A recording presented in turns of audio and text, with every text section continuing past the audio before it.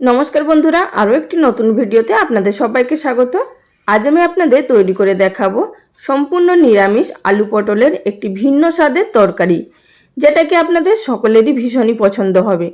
আর এই রেসিপি এতটাই সুস্বাদু হয়, যাকে একবার বানিয়ে দেবেন সে আপনার কাছে বারবার রিকোয়েস্ট করবে এই রেসিপি তৈরি করে দেওয়ার জন্য। তো বন্ধুরা, এখানে এই পটলের ভিন্ন স্বাদের রেসিপি তৈরি করার জন্য সবার প্রথমে প্রয়োজন পটল। আমি এখানে 250 গ্রাম পটল ভালোভাবে পরিষ্কার করে ধুয়ে খোসা ছাড়িয়ে নিয়েছি, তবে হালকা একটু খোসা রেখেই ছাড়িয়েছি। আর এখানে আমি 2 পিস করে কেটে নিয়েছি। আর নিয়েছি 3টে মাঝারি সাইজের আলু, সেটিকে আমি এক একটা আলুকে 4 পিস করে কেটে নিয়েছি।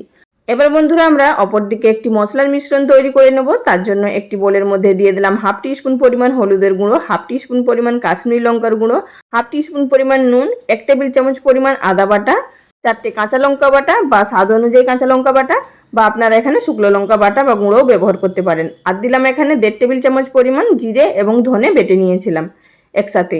এবার এই সমস্ত মশলাগুলোর একটি সুন্দর মিশ্রণ তৈরি করতে হবে। তার জন্য সামান্য পরিমাণ জল দিয়ে ভালোভাবে গুলে নেব।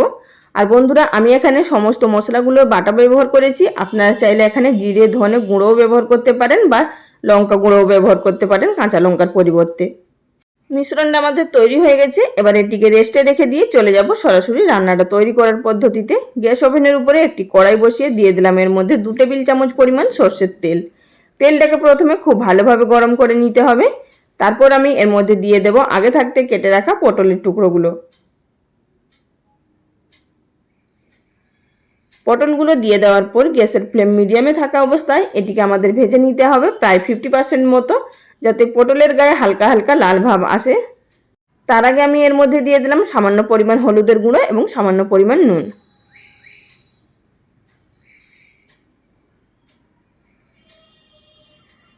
তো বন্ধুরা, আমাদের এখানে পটলটাকে হালকা ভেজে নেওয়া হয়ে গেছে। এই পর্যায়ে আমি একসাথেই দিয়ে দেব আগে থাকতে কেটে রাখা আলুগুলো দিয়ে একসাথে ভেজে নেব। এতে করে পটলগুলো আরও ভাজা হয়ে যাবে এবং আলুটাও তার সাথে ভাজা হয়ে যাবে।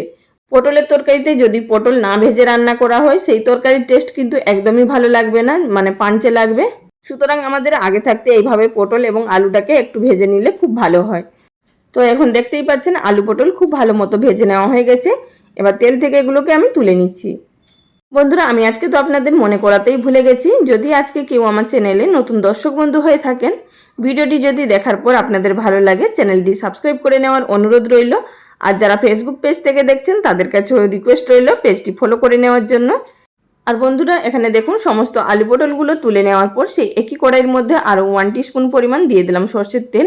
তেল গরম হয়ে যাওয়ার পর ফোড়ন হিসাবে দিয়ে দিলাম 1 টুকরো ডালচিনি, 1 টুকরো লবঙ্গ, 1 টুকরো এলাচ, আর দিলাম একটি শুকনো লঙ্কা, আর দিয়ে দিলাম একটা তেজপাতা আর হাফ টিস্পুন পরিমাণ গোটা জিরে। ফোড়নটা কয়েক সেকেন্ড ভেজে নেওয়ার পর এর মধ্যে দিয়ে দিলাম আগে থাকতে পেস্ট করে রাখা মশলাটা দিয়ে লো ফ্লেমে আমাদের এটিকে ভেজে নিতে হবে যতক্ষণ না মশলা থেকে তেল বেরিয়ে আসছে। মশলাটা ভেজে নেওয়ার পর এখানে দেখতেই পাচ্ছেন মশলা থেকে খুব সুন্দরভাবে তেল ছেড়ে দিয়েছে। এই পর্যায়ে আমি এর মধ্যে এড করে দিচ্ছি যে বাটির মধ্যে মশলা বেটে রাখা হয়েছিল, সেই বাটিটা ধুয়ে কিছুটা পরিমাণ জলটা দিয়ে ভালোভাবে নাড়াচাড়া করে মিশিয়ে নিলাম। এবার এর মধ্যে এড করে দিচ্ছি একটি বড় সাইজের টমেটো পিউরি, মানে টমেটোটাকে আমি গ্রেট করে নিয়েছি। আপনারা চাইলে কিন্তু গ্রাইন্ডিং জারে বেটে নিতে পারেন।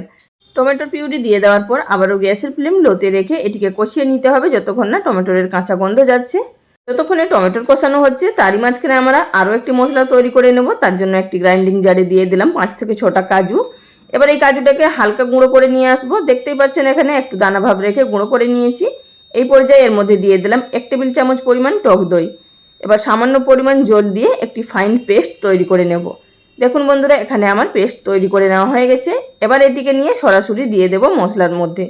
যে মশলাটা কষানো হচ্ছে সেই মশলার মধ্যে দিয়ে দেওয়ার পর গ্যাসের ফ্লেম একেবারে লোতে করে দিতে হবে। তারপর অনবরত নাড়াচাড়া করে এটিকে মিশিয়ে নিতে হবে। আবারও এটিকে কষিয়ে নিতে হবে যতক্ষণ না টক দই এবং কাজু থেকে তেল বেরিয়ে আসছে। তো এখানে দেখতেই পাচ্ছেন খুব সুন্দরভাবে তেল ভেসে উঠেছে। এই পর্যায়ে দিয়ে দিলাম গ্রাইন্ডিং জার ধুয়ে কিছুটা পরিমাণ জল। আবারও এটিকে নাড়াচাড়া করে মিশিয়ে নেব। মিশিয়ে নেওয়ার পর এবার এর মধ্যে আমি এড করে দেব আগে থাকতে ভেজে রাখা আলু এবং পটল। আলু পটলগুলো দিয়ে দেওয়ার পর এবার গ্যাসের ফ্লেম একেবারে লোতে করে দিয়ে এটিকে আমাদের 2 মিনিট মতো কষিয়ে নিতে হবে মশলার সাথে। বন্ধুরা, এছাড়াও আমার চ্যানেলে অনেক রেসিপি আপলোড করা আছে, আপনারা চাইলে সেগুলো দেখে নিতে পারেন। নিচে কিছু ডেসক্রিপশন বক্সে লিংক দিয়ে দেব। বন্ধুরা এই রান্নাটা তো সম্পূর্ণ হয়নি, তার আগেই আপনারা দেখে বুঝতে পারছেন যে এই রান্নাটা খেতে কতটা সুন্দর হতে চলেছে। তো আমার এখানে এটি কষিয়ে নেওয়া হয়ে গেছে। এবার এটিকে ঢাকা দিয়ে লো ফ্লেমে রান্না করে নেব, প্রায় যতক্ষণ না আলু পটলগুলো সেদ্ধ হয়ে যাচ্ছে। আলু পটলগুলো প্রায় 90% মতো সেদ্ধ হয়ে যাওয়ার পর আমি এবার ঢাকাটা তুলে নিচ্ছি। আর এখানে আপনারা অবশ্যই মাঝখানে 2-3 বার ঢাকা তুলে তুলে নাড়াচাড়া করে নেবেন, তা না হলে কিন্তু তলার দিকে লেগে যেতে পারে। যেহেতু আমরা এখানে জল ব্যবহার করিনি, এই মশলার মধ্যে যেটুকু তেল এবং জল ছিল বা পটল থেকে যেটুকু জল বেরিয়েছে তাতেই কিন্তু আমাদের এই রান্নাটা তৈরি হয়েছে। তো তাই জন্য আপনারা মাঝে মধ্যেই নাড়াচাড়া করে নেবেন, কাজু বাদাম দেওয়া আছে যেহেতু তলার দিকে লেগে যেতে পারে। এইভাবে যদি ঢাকা দিয়ে দিয়ে কষিয়ে রান্না করা হয় সেই রান্নার টেস্ট কিন্তু সম্পূর্ণ আলাদা হয়ে থাকে। এই পর্যায়ে আমি এর মধ্যে অ্যাড করে দিলাম পরিমাণ মতো গরম জল। অবশ্যই এখানে গরম জল ব্যবহার করবেন, এতে করে রান্নার কুকিং প্রসেসটা বজায় থাকবে এবং রান্নাটা খেতেও দুর্দান্ত টেস্ট হবে এবং কালারটাও খুবই ভালো হবে। ঝোলটা ফুটে ওঠার পর দিয়ে দিলাম 3টে চিরা কাঁচা লঙ্কা, ফ্লেভারটা খুবই সুন্দর বেরোবে। আর দিয়ে দিচ্ছি এর মধ্যে সামান্য পরিমাণ চিনি। চিনিটা অবশ্যই ব্যবহার করবেন, তবে কিন্তু এখানে আমি 1 টিস্পুন পরিমাণ চিনি ব্যবহার করলাম। যেহেতু টক দই এবং টমেটো দেওয়া আছে অবশ্যই ব্যবহার করতে হবে, তা না হলে কিন্তু রান্নার টেস্ট আসবে না। তো আমি এখানে ঢাকা দিয়ে আরও 2 মিনিট মতো রান্না করে নিলাম। আর দেখতেই পাচ্ছেন এখানে গ্রেভিটা আমাদের অনেকটাই ঘন হয়ে গেছে। এই পর্যায়ে এটিকে নামিয়ে নেব, তবে কিন্তু তার আগে আরও 2টি মশলা অ্যাড করছি। আর আপনারা চাইলে গ্রেভির পরিমাণটা বাড়িয়ে কমিয়ে অবশ্যই নিতে পারেন। তো এই রান্নাটা মাখা মাখা খেতেই বেশি ভালো লাগে, খুব বেশি ঝোল কিন্তু একদমই ভালো লাগে না। বিশেষ করে এটি লুচি, পরোটা, পোলাও, ফ্রাইড রাইসের সাথে খেতে বেশি ভালো লাগে। তো আপনাদের এখানে দেখিয়ে দিচ্ছি আলুগুলো সম্পূর্ণ সেদ্ধ হয়ে গেছে আর পটল তো এমনিতেই সেদ্ধ হয়ে গেছে। এবার রান্নাটা নামানোর আগে আমি এর মধ্যে অ্যাড করে দিচ্ছি 1 টিস্পুন পরিমাণ দেশি ঘি। আপনাদের কাছে যেই ঘি থাকবে সেই ঘি দেবেন। আর দিয়ে দিলাম 1/4 টিস্পুন পরিমাণ গরম মশলার গুঁড়ো। এবার এই সমস্ত উপকরণগুলোকে খুব ভালোভাবে শুধু একবার মিশিয়ে নেব, তারপর গ্যাসের ফ্লেম বন্ধ করে দিয়ে ঢাকা দিয়ে কিছুক্ষণ স্ট্যান্ডিং টাইমে রেখে তারপর আপনারা গরম গরম পরিবেশন করুন। ভাত, রুটি, পরোটা, লুচি, ফ্রাইড রাইস যে কোনো কিছুর সঙ্গেই খেতে অসাধারণ লাগে। আর বন্ধুরা আপনারা চাইলে লাস্টে সামান্য পরিমাণ ধনেপাতা কুচিও ব্যবহার করতে পারেন, তবে আমি এখানে আর করলাম না। বন্ধুরা এই সম্পূর্ণ নিরামিষ আলু পটলের রেসিপি আপনারা যে কোনো পুজো পার্বণের দিনেও বানিয়ে নিতে পারেন বা আপনারা যে কোনো অকেশনের দিনেও বানিয়ে নিতে পারেন। তাহলে বন্ধুরা রেসিপি যদি আপনাদের ভালো লেগে থাকে অবশ্যই লাইক কমেন্ট করে জানাবেন। আজ এই পর্যন্ত, আগামী দিন কোনো এক নতুন রেসিপি নিয়ে আবারও হাজির হয়ে যাব। সবাই ভালো থাকবেন, ধন্যবাদ।